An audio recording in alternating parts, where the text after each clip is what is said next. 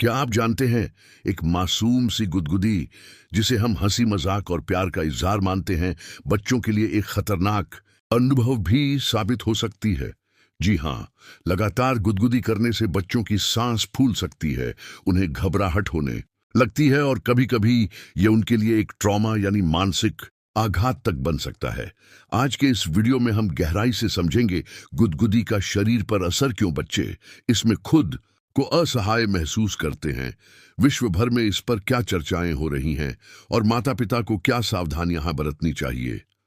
गुदगुदी को अक्सर प्यार और मजाक का हिस्सा माना जाता है, लेकिन न्यूरोसाइंस हमें बताता है कि गुदगुदी एक ऐसी प्रक्रिया है जिसमें हमारी नर्वस सिस्टम और रेस्पिरेटरी सिस्टम दोनों शामिल होते हैं। जब किसी को गुदगुदी की जाती है तो शरीर की नसें दिमाग को अलर्ट सिग्नल भेजती है। यह सिग्नल ऐसा होता है मानो कोई हमला हो रहा हो, इसीलिए बच्चा अनकंट्रोल्ड हंसी हंसने लगता है, लेकिन हकीकत में उसका शरीर एक पैनिक रिस्पॉन्स दे रहा होता है। रिसर्च बताती है कि जब किसी बच्चे को लगातार गुदगुदाया जाए तो उसके फेफड़ों पर प्रेशर बढ़ता है, उसका दिल तेजी से धड़कने लगता है और वह अपनी सांस को कंट्रोल नहीं कर पाता। यही वजह है कि बहुत से बच्चे हंसते हंसते अचानक रोने लगते हैं, लेकिन कई बार माता पिता या रिश्तेदार इसे खेल समझकर नजरअंदाज कर देते हैं। छोटे बच्चों के लिए यह और भी खतरनाक है, क्योंकि उनकी श्वसन प्रणाली यानी रेस्पिरेटरी सिस्टम उतनी मजबूत नहीं होती। एक बच्चा जब गुदगुदी के दौरान सांस लेने की कोशिश करता है तो उसकी बॉडी फाइट और फ्लाइट मोड में चली जाती है, लेकिन क्योंकि गुदगुदी रोकना उसके बस में नहीं है, वह खुद को कैद और कमजोर महसूस करता है। मनोवैज्ञानिक साइकोलॉजिस्ट कहते हैं कि बार बार गुदगुदी करने से बच्चे के अंदर एक ट्रॉमा मेमोरी बन सकती है। ये भविष्य में उसके ट्रस्ट रिलेशनशिप्स को भी प्रभावित कर सकती है, यानी वह बड़े होकर किसी पर आसानी से भरोसा नहीं करेगा। आपको यह जानकर हैरानी होगी कि अमेरिका और यूरोप में इस विषय पर कई बार डिबेट्स और रिसर्च पेपर्स लिखे जा चुके हैं। कुछ देशों में स्कूल और डे केयर सेंटर्स ने गाइडलाइंस तक जारी की हैं कि बच्चों को फोर्सफुल टिकलिंग, जबरदस्ती गुदगुदाना नहीं किया जाना चाहिए। अमेरिका में एक मनोवैज्ञानिक रिसर्च में पाया गया कि 70% बच्चे गुदगुदी को एंजॉय नहीं करते, बल्कि वे सिर्फ मजबूरी में हंसते हैं। जापान और जर्मनी जैसे देशों में भी इस पर पेरेंटिंग वर्कशॉप्स होती है, जहां माता पिता को सिखाया जाता है कि प्लेफुल बॉन्डिंग और फोर्स्ड टिकलिंग में फर्क होता है।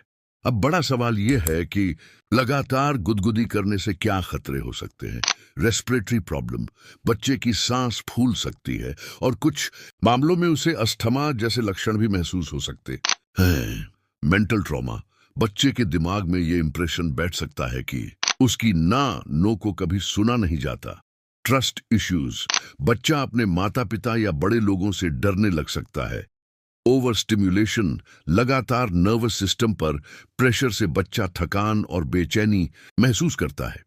अब सवाल उठता है, पेरेंट्स या रिश्तेदारों को क्या करना चाहिए।